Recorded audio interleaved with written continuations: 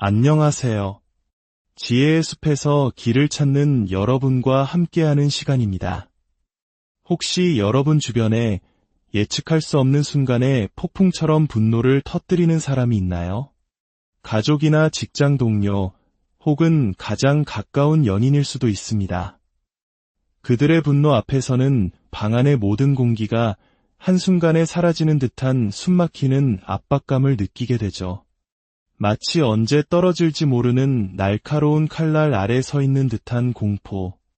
오늘 우리는 바로 이 나르시시스트의 분노라는 아주 위험하고도 복잡한 심리에 대해 깊이 파고들어 가 보고자 합니다. 이 이야기가 누군가에게는 꼭 필요한 지식이 될 수 있습니다. 잠시 시간을 내어 좋아요와 구독을 눌러주시는 것은 저희에게 큰 힘이 되며 이 지식이 꼭 필요한 다른 이들에게 닿을 수 있는 소중한 나눔이 됩니다. 여러분의 선한 영향력이 누군가의 삶의 빛이 되기를 바라며 시작하겠습니다. 나르시시스트, 특히 악성 나르시시스트의 분노만큼 무서운 것은 없습니다. 그들의 분노는 단순히 화를 내는 수준이 아닙니다. 그것은 모든 것을 파괴할 듯한 폭발적인 에너지이며 상황에 전혀 맞지 않는 과도한 반응이고 상대를 얼어붙게 만드는 위협 그 자체입니다. 혹시 이런 상황에서 내가 뭘 잘못했지? 라며 스스로를 탓하고 계셨나요? 하지만 전문가들은 단호하게 말합니다. 그것은 당신의 잘못이 아닐 가능성이 매우 높다고 말입니다. 나르시시스트의 분노는 당신이 한 말이나 행동 때문에 촉발되는 것이 아닙니다. 적어도 당신이 의도적으로 그들을 자극하거나 모욕하려 하지 않았다면 말이죠. 대부분의 경우 문제는 나르시시스트의 내면에 있습니다.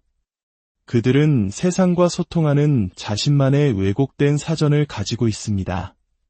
당신이 평범한 단어로 이야기해도 그들의 사전에서는 전혀 다른 의미로 번역됩니다. 예를 들어 당신이 도움이나 조언을 건네는 순간 그들은 이것을 자신을 무시하거나 수치심을 주려는 시도로 받아들입니다. 그들의 세계에서는 모든 언어와 신호가 오직 자신을 중심으로 해석되기 때문입니다. 그렇기에 나르시시스트와 소통하는 것은 살얼음판을 걷는 것과 같습니다. 아무리 조심해도 당신의 의도와는 상관없이 그들의 분노 스위치를 누르게 될 수 있습니다. 이 반복되는 분노는 병적인 나르시시즘의 핵심적인 특징 중 하나입니다. 만약 나르시시스트에게서 이 분노를 떼어낸다면 그들에게는 별로 남는 것이 없을 정도입니다.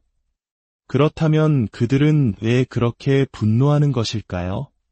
단순히 상대를 지배하거나 행동을 바꾸게 하거나 자신의 감정을 전달하기 위해서일까요? 아닙니다.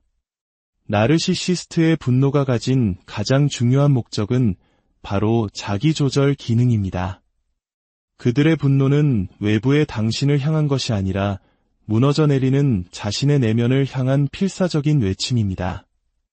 현실과 동떨어진 환상적이고 과대하며 비현실적인 자아상을 다시 세우기 위한 발버둥인 셈이죠. 분노를 터뜨리면서 그들은 스스로에게 이렇게 말하는 것입니다. 봐, 내가 얼마나 우월한 존재인지. 저들이 공포에 질려 움츠러드는 모습을 봐. 역시 나는 전능하고 신과 같은 존재야. 그들의 분노는 주변 사람들의 공포와 복종을 통해 자신의 초라한 현실을 잊고 스스로가 만든 위대한 환상 속으로 도피하는 수단입니다.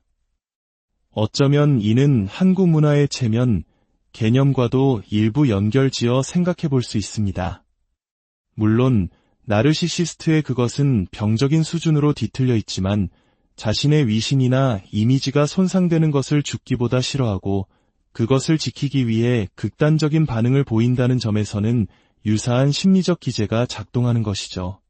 자, 그렇다면 이 피할 수 없는 폭풍과 같은 분노에 대처할 방법은 정말 없는 걸까요? 완벽하지는 않지만 최악의 상황을 피할 수 있는 두 가지 방법을 소개해 드리겠습니다.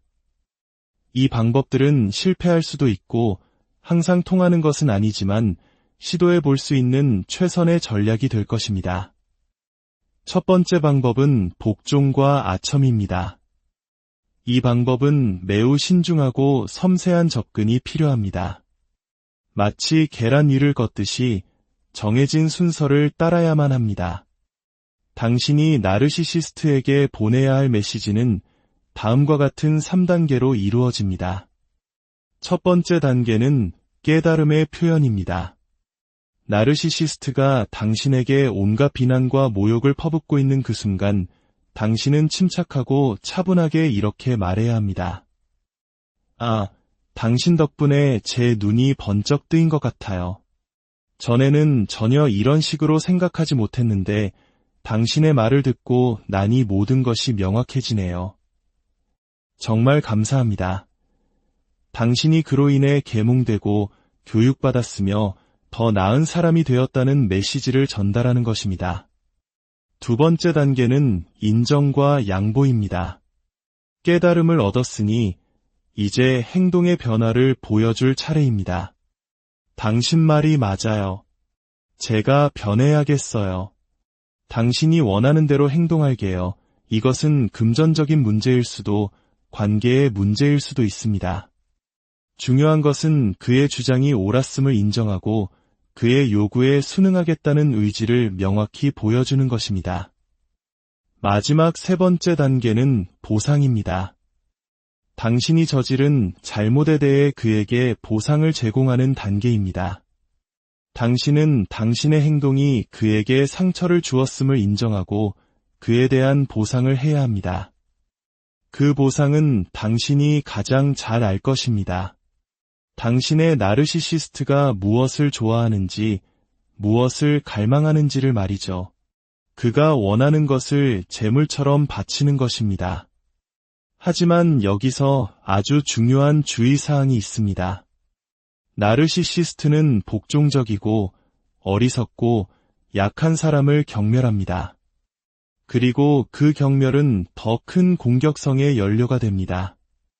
만약 당신의 복종이 자신을 비하하거나 약점을 드러내거나 어리석게 보이는 방식으로 이루어진다면 그것은 오히려 불에 기름을 붓는 격이 될 것입니다. 따라서 이 3단계 전략을 수행할 때 절대 자신에 대해 이야기해서는 안 됩니다. 모든 공을 나르시시스트에게 돌려야 합니다. 예를 들어 제가 마음을 바꿨습니다가 아니라 당신이 제 마음을 바꾸게 만들었습니다 라고 말해야 합니다. 제 행동을 바꾸겠습니다가 아니라 당신이 제 행동을 어떻게 바꿔야 할지 가르쳐 주셨습니다 라고 해야 합니다. 보상을 할 때도 제가 이것을 당신에게 드립니다가 아니라 당신은 이것을 받을 자격이 충분합니다. 이것은 당신이 노력해서 얻어낸 것입니다. 라고 말하며 그의 특권의식을 자극해야 합니다. 모든 것은 그의 아이디어이고 모든 것은 그의 능력 덕분이며 그는 이 모든 상황의 유일한 지배자임을 끊임없이 주지시켜야 합니다. 당신은 존재하지 않는 사람처럼 오직 그의 위대함을 비추는 거울이 되어야 합니다. 너무 노골적인 아첨은 조종하려는 시도로 비쳐 더 큰 분노를 유발할 수 있으니 최대한 교묘하고 미묘하게 접근해야 합니다. 두 번째 방법은 거울 기법입니다. 경고하건대 이 방법은 매우 위험할 수 있습니다. 특히 상대가 단순한 나르시시스트를 넘어 사이코패스 성향을 가진 악성 나르시시스트일 경우에는 절대로 사용해서는 안 됩니다. 이 방법을 사용하기 전에 당신은 상대가 어떤 사람인지 정확히 파악해야 합니다. 그가 단지 강자에게 약하고 약자에게 강한 겁쟁이 유형의 불량배 같은 나르시시스트인가요? 이런 유형은 자신보다 더 강한 상대를 만나면 비굴하게 꼬리를 내립니다. 만약 당신의 나르시시스트가 이런 유형이라고 확신한다면 거울 기법을 사용할 수 있습니다. 방법은 간단합니다. 상대의 분노를 거울처럼 그대로, 아니 그 이상으로 되받아치는 것입니다. 그가 강도 8의 분노로 당신을 공격한다면 당신은 강도 10의 분노로 맞서야 합니다.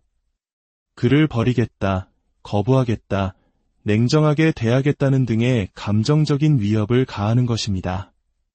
하지만 절대 현실적인 위협을 해서는 안 됩니다. 경찰에 신고하겠다거나 그의 비밀을 폭로하겠다거나 사회적으로 매장시키겠다는 등의 협박은 절대 금물입니다. 그런 위협은 상황을 극단적인 폭력으로 몰고 갈 수 있습니다. 오직 관계 안에서의 감정적인 부분에만 초점을 맞춰야 합니다.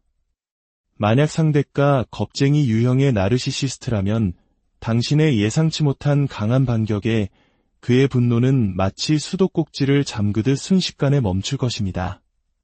하지만 만약 상대가 진짜 사이코패스라면 어떻게 될까요? 그는 당신을 자신에 대한 심각한 위협으로 인식하고 수치심이나 굴욕감을 느낄 것입니다. 그리고 그 순간 단순한 언어적 공격성은 신체적 폭력, 그 이상의 끔찍한 결과로 순식간에 번질 수 있습니다.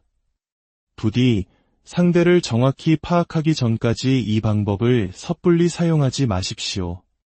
오늘 우리는 나르시시스트의 분노라는 어둡고 깊은 심연을 들여다보았습니다. 복종을 통해 그의 환상을 채워주거나 혹은 거울처럼 맞서 그의 허세를 무너뜨리는 방법. 이 두 가지가 모든 상황에 적용되는 만병통치약은 아닐 것입니다. 무엇보다 가장 중요한 것은 당신 자신의 안전과 정신적 건강입니다. 어떤 방법을 사용하든 스스로를 지키는 것이 최우선입니다. 그리고 때로는 그 어떤 대처 방법보다 그 관계에서 벗어나 전문가의 도움을 구하는 것이 가장 현명하고 용기 있는 선택일 수 있음을 기억하시기 바랍니다. 오늘 이야기가 어둠 속에서 힘들어하는 누군가에게 작은 등불이 되기를 진심으로 바랍니다. 다음 시간에 더욱 지혜롭고 유익한 내용으로 다시 찾아뵙겠습니다.